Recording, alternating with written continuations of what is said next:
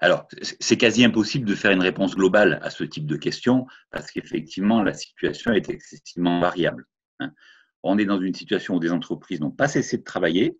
Donc, effectivement, au début, c'était un petit peu à la va comme je te pousse, un petit peu délicat en termes d'organisation, hein. Donc, il y a eu une amélioration progressive des conditions de travail dans ces entreprises.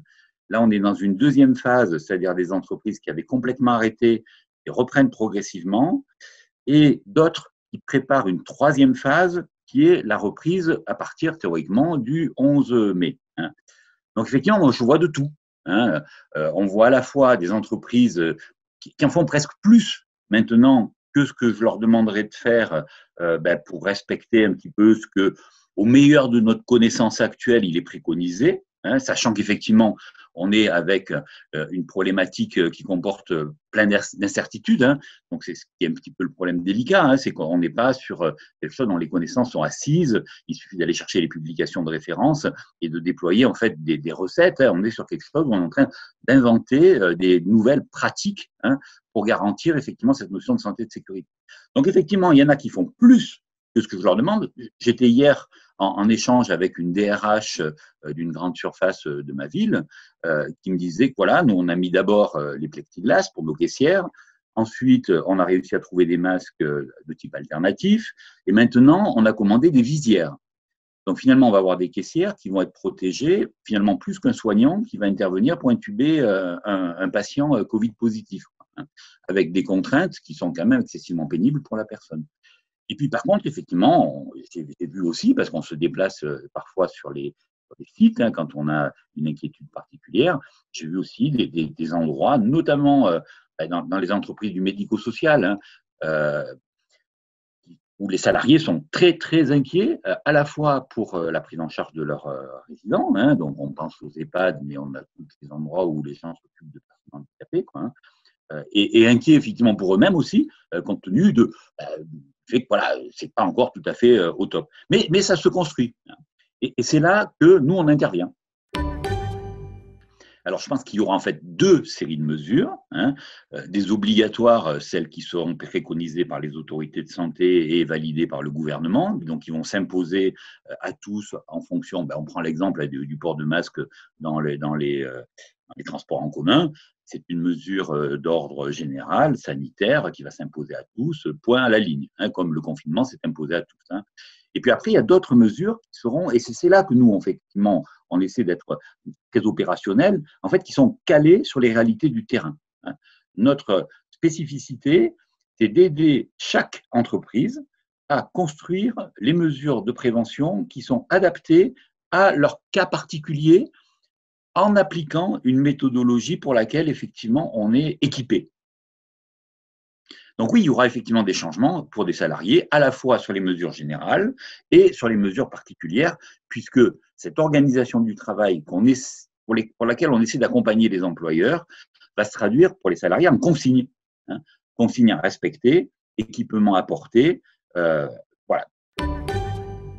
Alors voilà, aussi, à 2 temps, on propose à tous les employeurs, hein, qui vont préparer leur reprise d'informer tous leurs salariés qu'ils peuvent nous contacter directement avec un numéro de téléphone sur lequel on peut prendre rendez-vous via TikTok de manière tout à fait sécurisée pour que les personnes puissent en fait nous interpeller en toute confidentialité, quoi, hein. Donc, les salariés le savent par le canal de leurs employeurs. On a communiqué très largement aussi sur les différents médias locaux pour qu'ils le sachent. Et on a effectivement de plus en plus de gens qui nous appellent immédiatement après le contact avec l'employeur pour nous dire effectivement. Alors, on va dire, allez, grosso modo, 3 types d'interventions là-dessus. Première intervention, c'est de faire le point avec le salarié sur son état de santé, hein. Notamment, est-ce qu'il a une pathologie préexistante qui pourrait rendre plus probable une forme grave de Covid-19 s'il était contaminé, hein. Donc là, on communique là-dessus en expliquant effectivement au salarié qu'il peut lui-même finalement se mettre en arrêt de travail s'il a ce type de pathologie, hein.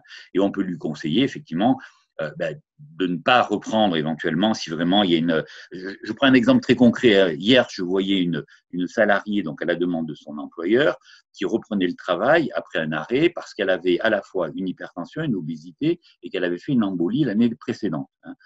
Donc là, la question, c'était est-ce que je peux reprendre mon activité, hein. Donc, on a fait le point sur son état de santé, hein. il était stabilisé. On a fait le point sur ses conditions de travail, puisqu'on est via ce système virtuel, elle a pu me montrer avec son téléphone portable dans quelles conditions elle allait reprendre. Hein, elle avait repris le matin même. Hein, donc, j'ai vu qu'effectivement, les conditions de sécurité étaient présentes.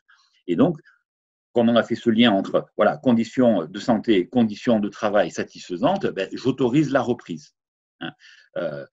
Et le troisième point, c'est de remettre en avant ben, les fameux conseils de base hein, qu'on voit partout, mais avec le côté mise en pratique, c'est-à-dire le côté démonstration. Ben, j'insiste un peu là-dessus parce que c'est vrai que les gens, quand on leur dit « lavez-vous les mains ben, », ils pensent savoir faire. Hein, et malheureusement, ben, souvent, ils sont en fausse sécurité. Quoi, hein.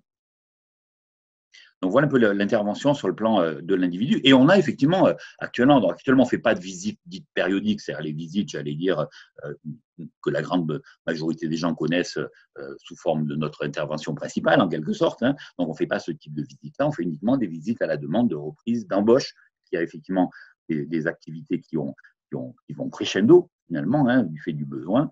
Donc on est uniquement sur ce type de relations individuelles là. Alors, bien sûr, nous, ce qu'on propose aux dirigeants, c'est une action, on va dire, en 4 temps construits. Hein. Le premier temps, c'est de les aider à construire leur plan de reprise, leur plan de continuité de l'activité et l'évaluation des risques. Hein. Pour ça, on a, nous, une méthodologie, c'est notre travail, hein, c'est notre travail habituel, hein, qui est, 1, l'évaluation des risques, 2, la construction de démarches de prévention adaptées. Donc, on leur fournit les éléments de compréhension, les éléments techniques pour qu'ils puissent construire ce document. On leur propose une analyse de ce document, une fois qu'ils ont fait un premier jet, on va dire, hein, de telle façon à ce qu'on puisse apporter notre regard et des conseils supplémentaires. Et on est vraiment sur chaque cas particulier. Hein. Ensuite, on leur propose de communiquer, enfin, on leur propose en fait qu'on puisse intervenir en sensibilisation collective à distance, via Zoom, on utilise aussi pas mal Zoom, hein, pour que leurs salariés puissent à la fois exprimer leurs craintes, leurs doutes, leurs inquiétudes, et qu'on puisse répondre à leurs questions et qu'on fasse des démonstrations.